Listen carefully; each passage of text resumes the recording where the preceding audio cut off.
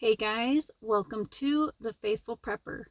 Now, in case you haven't already heard, on Friday there was a cyber attack on the Colonial pipeline. On Sunday, the U.S. Department of Transportation issued an emergency declaration for 17 states, including the District of Columbia. Now, these states include Alabama, Arkansas, District of Columbia, Delaware, Florida, Georgia, Kentucky, Louisiana, Maryland, Mississippi, New Jersey, New York, North Carolina, Pennsylvania, South Carolina, Tennessee, Virginia, and also Texas. Now, one expert said that the ransomware attack was, quote, the most significant and successful attack on energy infrastructure we know of in the United States. So, guys, if you haven't heard of this, go ahead and do your own research.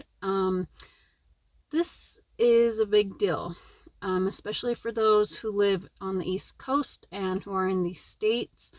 Now, I've heard a lot of people reporting on this, but I'm kind of surprised how they haven't given many ideas for how to be prepared for this and what to do. Now, of course, as many preppers and people have mentioned, first off, you need to fill up your fuel tanks now. Go out and get them filled up, top them off. I personally always try to keep it above the halfway mark.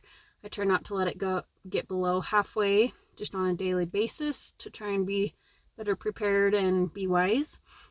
And then, of course, if you have or you can get extra cans and fill those with fuel, that is a great idea as well. But here's the thing, you guys. Fuel is not like food that you can reproduce and grow in your backyard. So, as great as those two pieces of advice are, and I suggest you go and do them, we kind of need some other ideas of what we can do if this gets worse.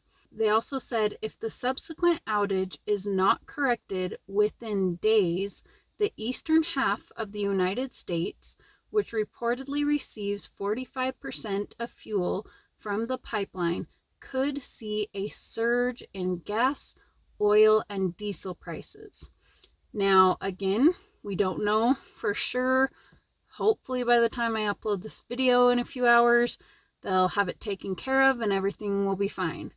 But again, as a prepper, we always think of what could go wrong and how we could be prepared so that we don't have to be nervous if and when these things do happen. So, other than just topping off your fuel and getting extra cans of it that you can get, another thing that you can do is to sell your extra cars.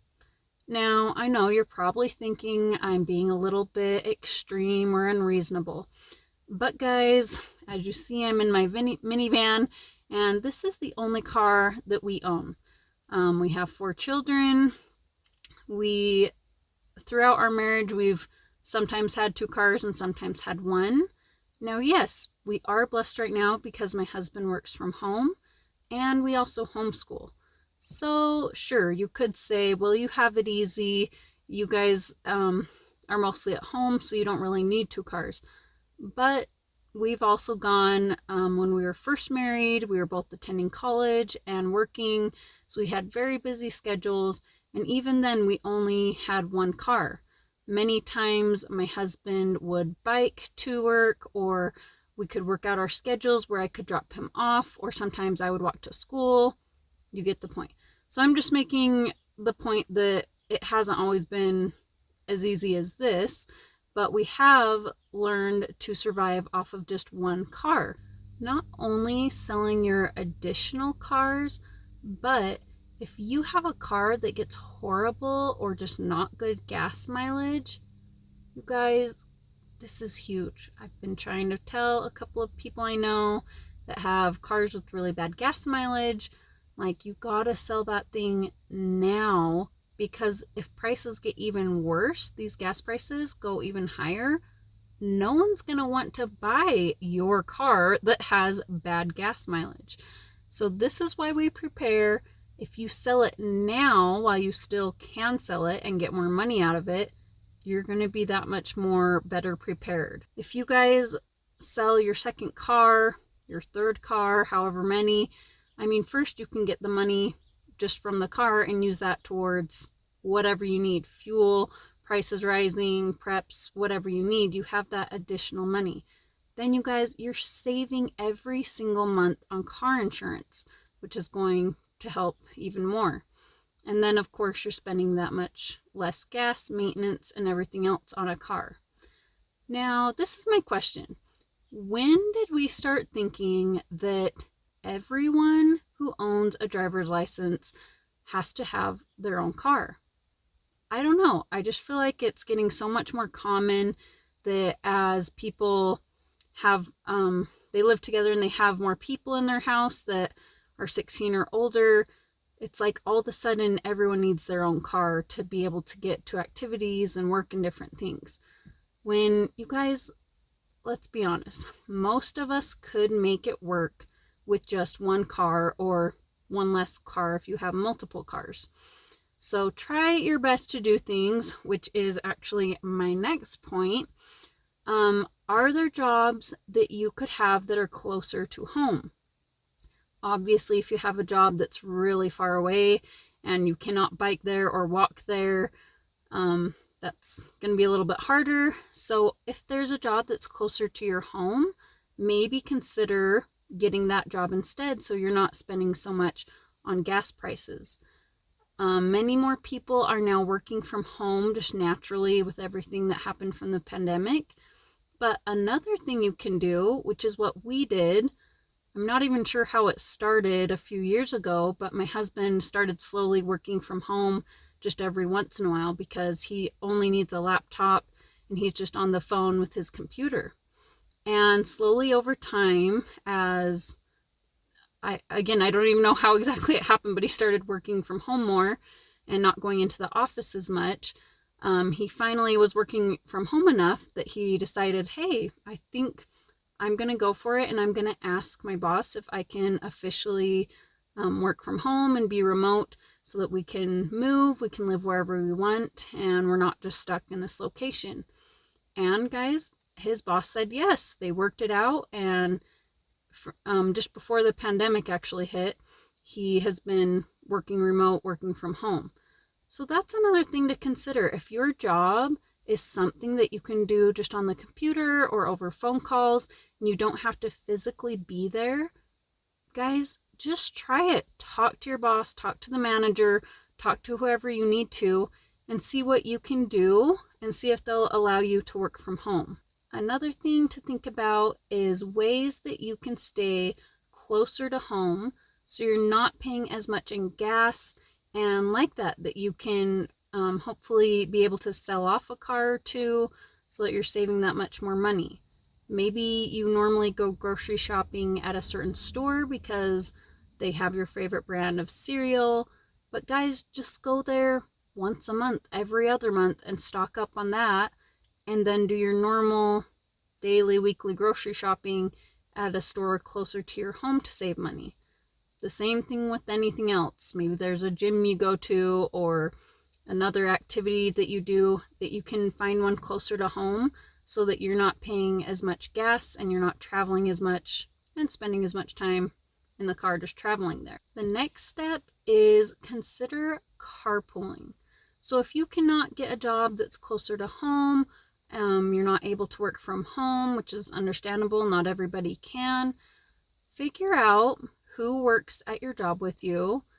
It doesn't matter if they're your best friend or not, or if you don't know them super well, you can become their friend. It's not that hard, you guys. And find out who lives closer to you that you guys can carpool to work together so that you're spending half as much money on gas every month. Again, and that you could hopefully get rid of an extra car. Other things, if your kids are into a lot of activities or sports or wherever else you're going, if you have stores you're going to that are further away, ask your neighbor, say, hey, do you want to go with me? Let's save money, let's ride together. So just start getting into these habits of ways that you can save money on gas and everything else by carpooling, by working together with other people. Now, the last tip I have is looking over your budget and seeing where you can save money. If you attend a gym, try working out from home, getting the equipment, using DVDs, free YouTube videos. There's plenty of ways that you can save money by staying home and not getting out as much. That will really help, especially if these gas prices start surging, which they're already going up. I know in my state, in my area, we've already seen gas prices going up over the last few months, and most other people are experiencing the same thing. Now, it might only be going up a little bit in your area, it might be going up a lot, but the bottom line is it's already been going up in most every area, at least that I've heard of, over these last few months. And so, again, if we can be looking now for ways to save money and not be spending all that extra money on our fuel and gas, we're just going to be that much more prepared and better off. Maybe you go out to eat a lot. If you go out to eat twice a week or twice a month, say, hey, I'm going to discipline myself. We're only going to go out to eat once a week or once a month. Again, so many things like that you can save money on. Save on gas, save on the money you're actually spending when you get there. So just start thinking of ways that you can do this, and I'll do another video later on this exact topic, but I just want to get you thinking now, specifically for if gas prices were to really surge or to increase in price, ways that you can be better prepared so you don't have to be nervous. We don't need to live a life of fear. We can do what we can now, you guys. Prepare. Pre is before. You get ready beforehand. I'd love to hear your comments down below, what you think of this topic, from the gas to grocery prices, everything else, what you're seeing in your area. If you don't mind, I would love it if you found this video beneficial. If you would give it a thumbs up, that really helps the YouTube algorithm and helps more people to see this content. And if you are not already, I hope you will consider subscribing to this channel. I hope you guys have a great day.